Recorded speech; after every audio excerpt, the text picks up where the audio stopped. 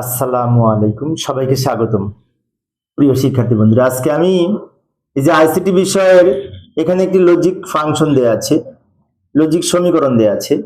তো এই লজিক ফাংশনের আলোকে সত্যক সারণী কিভাবে উপস্থাপন করতে হবে সহজভাবে আলোচনা করার চেষ্টা করব। সত্যক সারণীর ইংরেজি হচ্ছে ট্রুথ টেবিল।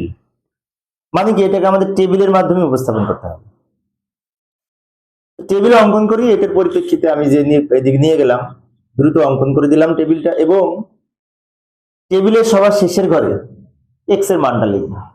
আমাদের এক্স এর যে মান থাকবে, এক্স হতে পারে, ওয়াই হতে পারে, পি পি কিউ যাই হোক না কেন, এটার মান যেটি পাবো, যেটি দেয়া থাকবে প্রশ্ন, এটা সবার শেষের ঘরে লিখবো টোটালটা। তারপর এইটাকে ভাগ ভাগ করে এদিকে ছোট ছোট করে লিখবো। এটাকে পাওয়ার জন্য এদিকে ছোট ছোট করে লিখবো। যেমন কি কি আছে, এ আছে, বি আছে, এ নট আছে, বি নট কিন্তু নাই, তাই না? তাহলে আমরা ওইভাবে সাজাতে সাজাতে যাব বাম দিক থেকে। তুমি এ বি, তারপর এ নট, বি নট নাই।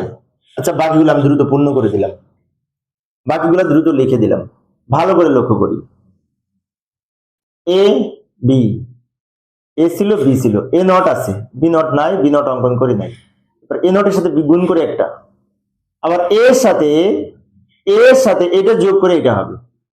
ভালো করে লক্ষ্য করি, এর সাথে এটা যোগ হয়েছে, এটা মানে কি এটা, তাহলে এ প্লাস এটা মানে কি এর সাথে এটা যোগ করে এটা পাবো, আবার এ আর বি যোগ করে এটা পাবো, এবং সবার শেষে এইটা ইনটু এইটা, তার মানে কি এই দুটো কলাম গুণ করে এটা পাবো। এইভাবে একটু বুঝিয়ে বুঝিয়ে সাজিয়ে লিখতে হবে। এখন আমরা বাম দিকে এখান থেকে লেখা শুরু করব। দুইটা ইনপুট হলে 1 2 3 4টা সারি হয়, তাই 4টা সারি অঙ্কন করেছি। এখানে 0 থেকে 3 এর বাইনারি মান লিখব।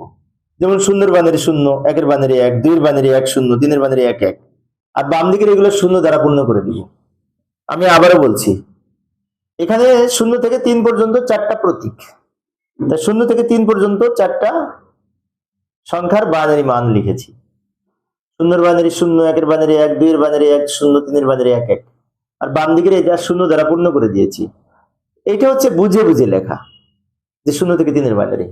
অনেক সময় অনেক শিক্ষার্থী এটা এই মুখস্থ করে লেখে, 0 থেকে 3 এর বাইনারি মনে থাকে না, অন্যভাবে লেখে। হ্যাঁ, সেভাবেও লেখা যাবে, প্রবলেম নাই। কিভাবে লেখে, এই দিক থেকে যদি আমি কম্পিউটার রেজিস্টার অনুযায়ী কাউন্ট করি, তাহলে 1 1 এর দ্বিগুণ 2, 2 এর দ্বিগুণ 4, এইভাবে কম্পিউটার রেজিস্টার কাউন্ট করবে।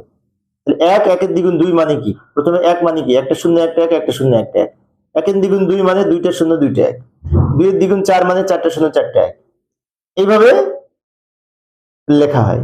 সেজন্য আমরা প্রথমে লিখি দুইটা 0 দুইটা 1, পরে একটা 0 একটা 1, এই জন্য লিখি।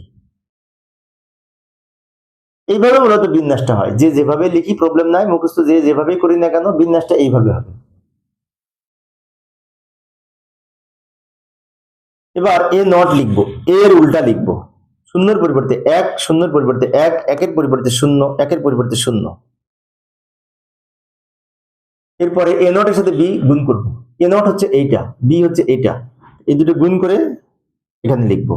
0 আর 1 গুণ করে 0, 1 আর 1 গুণ করে 1, 0 আর 0 গুণ করে 0, 1 আর 0 গুণ করে 0।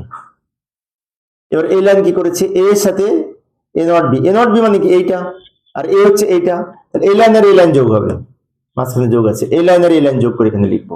0 0 যোগ করে 0, 0 1 যোগ করে 1, 1 0 যোগ করে 1, 1 0 যোগ করে 1। এবার a প্লাস বি মানে কি, এই দুটো যোগ হবে, এই দুটা 0 0 যোগ করে 0, 0 আর 1 যোগ করে 1, 1 আর 0 যোগ করে 1, 1 আর 1 যোগ করে 1। এবার সবার শেষে কি হচ্ছে, এই দুটো গুণ হয়ে এখানে লিখছে, এই যে এটার মান হচ্ছে এইটা, এটার মান হচ্ছে এইটা, এই দুটো গুণ করে এখানে লেখা হয়েছে।